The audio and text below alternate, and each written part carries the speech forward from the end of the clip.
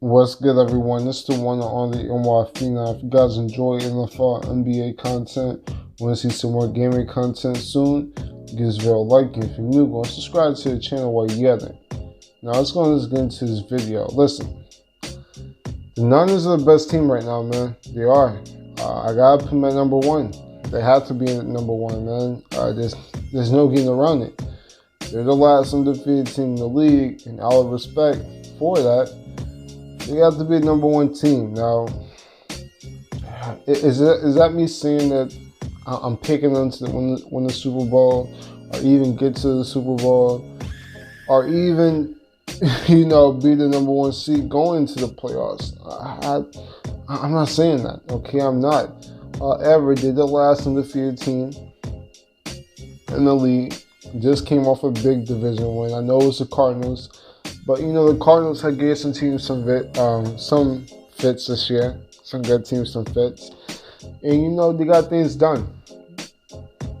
Jimmy G had his best game of the season against the Cardinals, making big time throws all throughout the game, and overall they just have to be they have to be one number one team, man. Jimmy G had 317 yards, 4 TDs, no picks, man. This running game is for real. Matt Breida and the crew, Tevin Coleman, Rasheem Mostert. You pick up somebody like Emmanuel Sanders, who's just been beast mode all year for this team, playing that slot, even playing a little bit outside. Greg Kittle, one of the best tight ends. Hold on. Let me correct that. The best tight end at the moment. Can you name someone better at the moment at the tight end position? Okay, Travis Kelce, respect to him. Zach Ertz, respect to him. But, this dude, Greg Kittle, he checks the box for everything. Can he catch? Yes. Is he explosive? Yes. Is he fast? Yes. Can he block? Yes. You know who's not known as a good blocker? Zach Ertz. Somebody who has had issues in the past with blocking? Travis Kelce. You know who doesn't? George Kittle. This guy, George Kittle, is a monster. He touchdown against the Cardinals. This guy, he's legit, man. He is. This 49ers team, man, they are definitely for real. And, going into this year, I predicted the 49ers to go to the playoffs. I was one of the few that predicted this team to go to the playoffs. I know a lot of people, this is some surprising, think that this was a good team and this team was sort of still in rebuild phase. My thing was, no, the 49ers want to win now. They want to win now. This team was ready to win. And, overall, this was a good team going into the year. But even I did not expect them to start off this hot. I did not expect them going in week 10 to be undefeated. Okay, I did not expect that. Now, my thing is, they got a tough game versus the Seahawks, who I had the Seahawks scraping in at the fifth spot. Man, listen, I knew you're going to be like, I'm showing bias, but my thing is, listen, the Seahawks are 7-2, man. We're 7-2. We're one of the elite teams, okay? If you talk about the teams that we lost to a good Ravens team, okay? We lost to a Saints team who's another elite team who I ranked at number 2. Okay, you can say that was led by Teddy Bridgewater, but Teddy Bridgewater was undefeated through that entire 5-game run. So, overall, those were two, not bad losses. Now, they were at home, and the Seahawks are not known for losing at home. But my thing is, then we got to show them some love for the games that they have won on the road. Okay? And then they still get road team, as you guys could tell from last week in the shootout against the Buccaneers. This offense is good. It's elite. Russell Wilson's the MVP at the moment. Tyler Lockett's at B's. Chris Carson is one of the best running backs in the NFL. Needs to start fumbling the ball, but that's that. And we picked up Josh Gordon, okay? And I'm telling y'all right now, man, Josh Gordon on the opposite side of DK Metcalf, who's looked amazing this year. He has. Route runners look better than I thought it would be. And I mean, he's just been really good. He's been really good for the Seahawks. His defense is not as bad as people want to say it is. You still got the best linebacker in the game. Edge rushers and Clowney, Ziggy Ansah. Cornerbacks are solid. Okay, Shaquille Griffin, he's solid. Trey Flowers is solid. There's no Richard Shermans. Okay, there isn't no Richard Shermans. But overall, this secondary is still pretty good. McDonald's back. Trade for Quantre Diggs. Okay, Marquise Bear looking good. I mean, overall, this is a good team. So overall, that's going to be a huge matchup on Monday night. Who finds a way to win that game? I mean, listen. All eyes are going to be on that game. Because my thing is, whoever wins that game has a good chance of winning the division. My thing is the 49ers, if you want to prove that you're the number one team, okay, you prove now, I'm going to give you that title. However, if you want to prove that you are that number one team, you can be an elite team. We'll give you that. Okay, well, I mean, because my thing is, the 49ers have had some good runs. However, the teams that they have played so far haven't been the best opponents. I mean, their toughest opponent has probably been the Panthers. I mean, that's the toughest opponent that I have on my mind right now that I know they played and they destroyed the Panthers. So, overall, they haven't faced the Seahawks yet. They're finally going to face them, of course, this Monday at home in San Fran. They haven't even played, they have played the Rams and they beat the Rams. Okay, but you're going to have to see the Rams again. They're going to have to face the Saints. They're going to have to face the Packers. We're really going to see how good this 49ers team is coming up, man. We really are. So, overall, this is going to be a huge game for both of them. Okay, I have the Pats number 3. The Ravens are number 4. Let's speak about it. Listen. I know I'm going to get some hate on this, but, listen. I know the Ravens went out and beat the Pats. Okay, they did. They beat them fair and square. They stumped the Pats. They did. They gave it to the Pats. I mean, Tom Brady looking washed. Defense, got his heart taken. Mark Ingram pounded the run defense all game. Offensive line balled out. It was just an ultimate obliteration that the Ravens gave to the Patriots. However, we are talking about this Patriots team that has been in the Super Bowl the past 4 years. So I'm gonna keep that in context. That was the first Patriots loss all year. The Ravens, they're good. They're 7-2. Okay, they're elite. However, are we sure that they're still better than the Patriots? I gotta see some more throughout the season. Like I said, the Patriots, that was their first loss this entire year. I know their opponents haven't been great. I mean, the Ravens have been their best opponent, and they got their hearts taken. However, we'll see how this plays out throughout the season. My thing is, do we really think Lamar Jackson can do it again in Foxborough? I mean, the Ravens won't be scared. I mean, John Harbaugh has had success in the past against Bill Belichick. He has in the playoffs. He beat Bill Belichick before with Joe Flacco on the defense on the road to the Super Bowl, right? He almost did it again the following year, but the kicker missed a easy kick. But that wasn't Justin Tucker. That was the kicker before he got there. So overall, I mean, the Ravens are elite. They beat the Patriots. However, Belichick, Brady, I can't push them up the top 3 yet. Okay, if they lose another game, the Patriots lose to the Chiefs, if they lose to the Cowboys, or any of these tough matchups, or they lose to the Eagles, I mean, okay, we'll drop them. But overall, it's Belichick and Brady, and I'm not going to go 1 through 4 already there. I'm just going to drop them 2 slots to number 3. Saints are number 2. They're number 2 team in the NFL, if you ask me at the moment. Breeze is back. His defense is elite. Michael Thomas is the best receivers in the game. Alvin Kamara should be back fully healthy. And this team is for real. They are. They're just as good as they were last year, and probably even better. Latavius Murray is looking like a stud. I mean, the past 2 weeks, not counting the bye week, he's been looking great. It's been looking great. So overall, that's that. Could they use another receiving option? Yes. However, the thing that I think people are sleeping on is Cook was looking good before he got injured.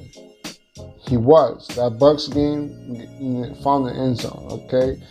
Jaguars game, he was literally the number one receiver in the entire game. I mean, we saw that snag he had in the end zone. We saw that big first down and he had to ice the game.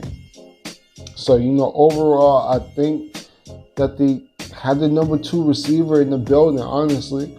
Hopefully Cook is back this week. Hopefully he is, and he can be that number 2 receiver. I'm expecting Cook in the second half of the season to be huge, to be what the Saints expecting him to be from day one.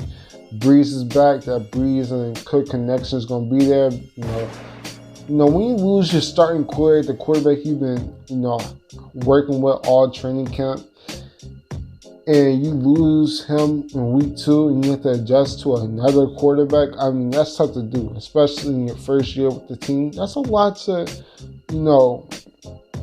transition to. So, overall, I'm expecting Cook, Breeze, that connection to be back, releasing the pressure off of Thomas. Again, just to become a deep threat. And this offense to click. Because my thing is, I know Cook is a tight end, but you can line him up as a receiver. Hell, his 2 touchdowns that he has been lined up as receivers.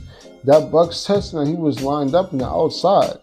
That second touchdown, I believe he was lined up in the slot. So, overall, Cook can be played all around. So I'm expecting Cook to be a beast, to be the top 10 and top 5 tight end we projecting him to be going to the season. So, overall, that's that. If it somehow doesn't somehow it just doesn't click, pick up Dez. Dez is still out there. I will give him another shot if something doesn't go down right. Or hell, maybe you just want to have him with a Cook, with a Thomas. Overall, that's that. Packers are number 6, man. I was thinking about dropping them even lower. But, listen, I guess everybody has a down game. My thing is, there really isn't no time to have a down game. You play in the same conference as the 49ers. You play in the same conference as the Saints, as the Seahawks, you play in the same division as the Vikings, who had a bad loss last week too to the Chiefs, we were speaking about. I mean, listen, Packers, you guys better get on you guys need to get on another winning streak for sure. Because if you guys want the playoffs to run through Lambeau, you're going to need 13 or maybe even 14 wins. So, overall, we're going to need Aaron Rodgers to not have the performance that he had last year. I mean, you guys need another receiver, man. I mean, for real, Devontae Adams just can't be everything on this offense. You guys going to have to go pick up a Dez. You guys might not want to pick up Dez. You guys need to pick up a Dez. You guys need another big body receiver because, let's be real, Marquise Valdes-Scantling, he's not having the season that we projected him to have. Allison, Kumarov, Lazard, these are not the options, man. These are not the answers. These are not the answers, B. Jimmy Graham, I mean, the fact that he was your number 1 target with Devontae Adams out says enough, okay? Mercedes Lewis, these are not the answers. Pick up a Dez, alleviate the pressure off of Devontae Adams. It opens up the entire offense. Jamal Williams looking good. The running game, Aaron Jones has been looking good. And this defense had an off game, but I'm expecting those 2 edge rushers and Darius Smith and Preston Smith to be right back on the quarterbacks. Kenny Clark. I like the linebacking core, Blake Martinez and the rest of them. Jorah Alexander, Adrian England. It's a good defense, okay? Okay, so overall, I'm not gonna drop them too much. It's still 7-2, so I'm not gonna go too hard. Chiefs, they finally got a defense. It looks like. If the Chiefs play defense how they have played the past 3 weeks, these guys are championship contenders. If you give Patrick Mahomes a defense that Matt Moore has had these past few weeks, these are Super Bowl contending teams, man. I'm dead ass, dude. Dead ass. It's no joke. This defense this past 3 weeks have been looking pretty good. They've been looking pretty solid. That Broncos game, the defense looked good. The Packers game, I know they lost. I know the Packers scored 31 points. They looked good for most of the game. Last week against the Vikings, you get Chris Jones back, your interior rusher. And, there's pressure. There's pressure on the quarterback. People are making plays. The defense, they're balling. They're making it tough for Kirk Cousins. They're not letting Dalvin Cook just run up on them. If you give Patrick Mahomes a defense that can hold teams less than 30 points, and Patrick Mahomes is 100%, this is a championship contending team. I'll have more confidence in them this year, the way that the defense is playing, than I had them last year in the AFC Championship game, if the defense plays like this consistently. So that's that. Spoke about the Vikings. I mean, listen, Kirk Cousins, you got to win these type of games, man. I just praise the Chiefs' defense and how well they played and this, that, and the third. Matt Morris looks solid. Andy Reid is a genius. Okay, that's all true, but Kirk Cousins, I know it's just more than a quarterback, but my dude, you gotta win a big primetime game, man. You have to win one. Kirk Cousins, if you want to make a run in the playoffs, you gotta win a big time game. And I'm not sure. Listen, the talent's there. This team looked good. They look great. I was so ready to put them in the top 5, man. I was. But they let me down. They let your boy down. So my thing is, Dalvin Cook, Alexander Madison, pounding the ball, get this play action game rolling, and you guys going to go on a winning streak. My thing is, you guys going to catch up with the Packers somehow. You guys lost the early game in the season, so you guys are already lost the tiebreaker. You guys are going to beat them when you guys face them again. And you guys are just going to catch up, man. You guys are. Because you guys are not going to want to go Lambeau. You guys are going to want to host. You guys are going to want to have things in y'all division. You guys want to win y'all division. You want a home game in the playoffs. You want to get Kirk Cousins a quick home game to get things rolling. Okay? So, overall, Kirk Cousins and the crew, you got to win games like this. The defense. Mike Zimmer's a defensive genius. I wish they would have held Matt Moore to a lower amount of points. Damian Williams running a 91-yard touchdown. That just says enough right there. But, overall, Vikings, I'm going to need a big-time win from y'all. Because my confidence level in the Vikings is just not that high. But overall, you guys are still 6-3. You guys are the number 8 spot. Texans at number 9. I was thinking about putting them at number 8. However, with J.J. Watt being out, with Laremy Tunsil being banged up, with this secondary still some question marks, I'm going to put you guys at number 9. I know you guys won. I love me some Deshaun Watson. Hopkins is one of the best receivers in the game, hands down. Darren Fells stays in the end zone. Carlos Hyde running on everything. But my thing is, you guys are dealing with injuries, and this is not good. Dealing with injuries later on in the season, that might catch up to you guys.